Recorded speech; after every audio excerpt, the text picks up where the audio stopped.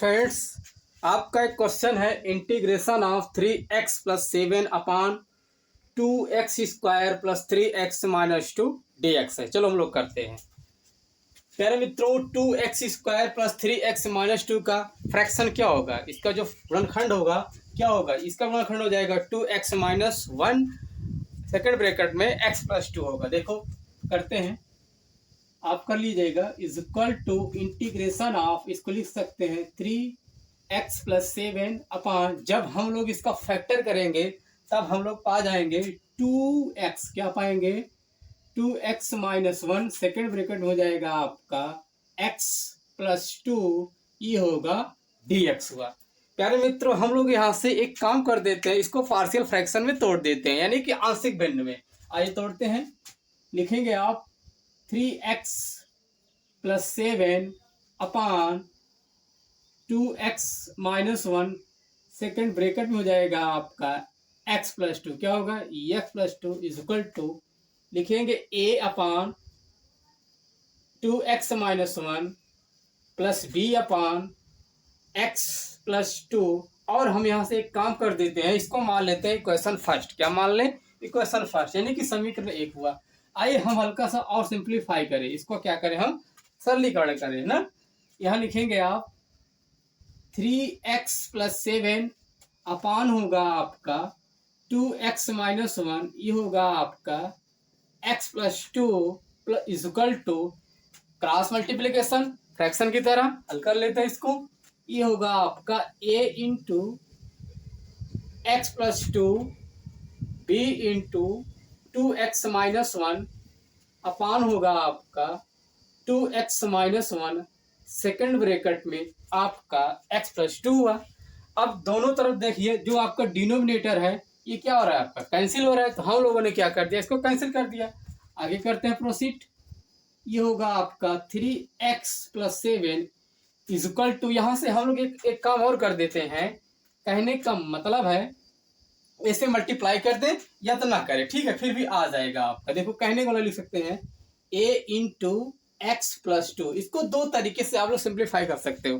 तो हम लोग यहाँ से कुछ करेंगे। देखो पहले लिख लेते हैं a इंटू क्या होगा x प्लस 2, ये होगा b इंटू 2x माइनस 1। पहला तरीका है हम a या b को जीरो कर दें, और दूसरा तरीका है चाहे तो हम लोग क्या करें, इसको इक्वेशन बना के सिंप्लीफाई कर लेते हैं। तो हम क्या करेंगे, जीरो करेंगे। आज हम एक काम कर देते हैं, जो आपका b वाला पार्ट है इसको हम क्या कर दे, जीरो कर दे। देखो कहने का मतलब है 2x माइनस 1 इक्वल टू, आपने क्या किया, जीरो कर दिया। तब आपने x इक्वल टू क्या पाया, 1/2 पाया। भाई माइनस उधर गया, ट्रांसफर हुआ है, x इक्वल टू हो जाएगा 1/2 हुआ। अब यहाँ से जहां जहां x है वहां पर क्या करेंगे, हम लोग 1/2 पुट कर देंगे। आइए करते हैं, ये पाएंगे क्या 3 इंटू, ये होगा आपके यहाँ से 1/2, ये होगा आपका 7 प्लस का 7, लिखेंगे a इंटू, ये होगा यहाँ से 1/2 प्लस का 2, और ये वाला पार्ट क्या होगा आपका, जीरो हुआ क्योंकि आपने जीरो किया था। अब सिंप्लीफाई कीजिए, ये हो जाएगा 2 7 जा क्या था 14, 14 प्लस 3 कितना होता है आपका 17 होता है। ये हो जाएगा 17 अपॉन 2 हुआ। श्योर है, समझ में आया ना। 2 7 14, 14 3 क्या होता है 17 होता है। अब उसके बाद a इंटू, जब इसको हम लोग सिंप्लीफाई करेंगे क्या पाएंगे, 2 2 जा 4 प्लस 1 5, यानी हो जाएगा आपका यहाँ से ये 5/2 हुआ। क्या होगा आपका ये 5/2 हुआ। आपने अच्छे से पाया। अब देखो 2 से 2 क्या हो रहा है, कैंसिल हो रहा है। यानी कहने का मतलब है आपने पाया a इक्वल टू 17/5। क्या पाया, a इक्वल टू 17/5, a का वैल्यू है। आइए b का निकालते हैं। किसका निकालेंगे, b को निकालने के लिए हमें क्या करना पड़ेगा, ये वाले टर्म को हमें जीरो करना पड़ेगा। यानी कहने का मतलब है हम यहीं से सेट कर दे रहे हैं x plus 2 equal to 0, then you get x equal to क्या होगा आपका -2 हुआ। अब x के रिप्लेस पे हम क्या करेंगे, -2 पुट करेंगे सारे सिस्टम में।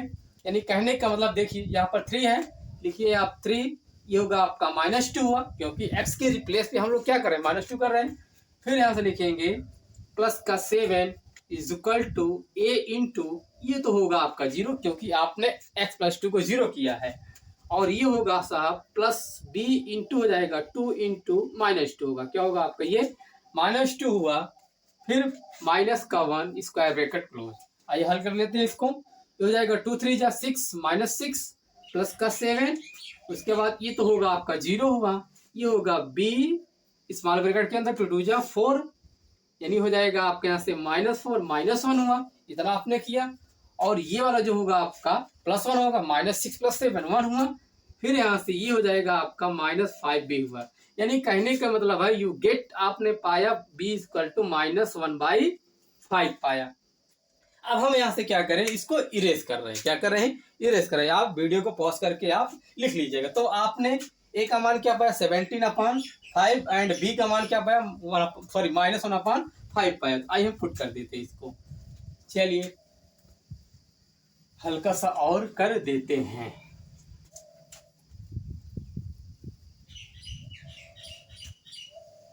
देखिए क्या होगा। हम यहाँ से क्या कर दें, इसको हमें इंटीग्रेट लगा दें, क्योंकि हमें क्या करना है, इंटीग्रेशन वैसे भी करना है। ठीक, चलिए अब हम देखो क्या करेंगे, a का मान पुट अप करेंगे। a का मान क्या था 17/5 था, तब यहाँ लिखेंगे आप 17/5 इंटीग्रेशन ऑफ, ये हो जाएगा 1/2x - 1 हुआ। ठीक, ये होगा आपका dx हुआ। फिर लिखेंगे प्लस b, b का मान क्या था -1/5 था, प्लस माइनस माइनस, यानी हो जाएगा आपका 1/5 integration of 1/x + 2 this dx हुआ। हम यहाँ से 17/5 तो है, बोलो हाँ। जब इसको हम लोग t मान लेंगे, क्या मानेंगे, t मानेंगे, तब ये हो जाएगा आपका 1/2। देखो कहने का मतलब, देखो लेट आपने मान लिया 2x - 1 = आपने क्या मान लिया, t मान लिया। फिर उसके बाद जब हम लोग इसको डिफरेंशिएट करेंगे तो पाएंगे 2 × dx = पाएंगे आप dt, बोलो हाँ। फिर यहाँ से यानी dx = आपने पाया ½ dt, यानी 1/2। तब यहाँ पर क्या हो जाएगा 1/2, और यहाँ पर जब रखेंगे t हो जाएगा 1/t dt, यानी कि log t, क्योंकि आपको पता है इंटीग्रेशन ऑफ 1/x dx बराबर क्या होता है, log होता है। यानी कहने का मतलब होगा आपका ये 1/2 हुआ। यहाँ लिखेंगे log mod ऑफ 2x - 1, क्या लिखेंगे 2x - 1 लिखेंगे। उसके बाद हो जाएगा आपका -1/5, क्या लिखेंगे -1/5, ये हो जाएगा आपका log mod ऑफ हो जाएगा x + 2, क्या होगा x + 2 प्लस का c। ये हल्का सा और मल्टीप्लाई कर दें, सिंप्लीफाई कर दें, ये हो जाएगा आपका 17/10, ये होगा यहाँ से log mod ऑफ 2x - 1 -1/5, ये हो जाएगा आपका log mod of x + 2 plus का c। ये रहा है आपका आंसर। Thank you.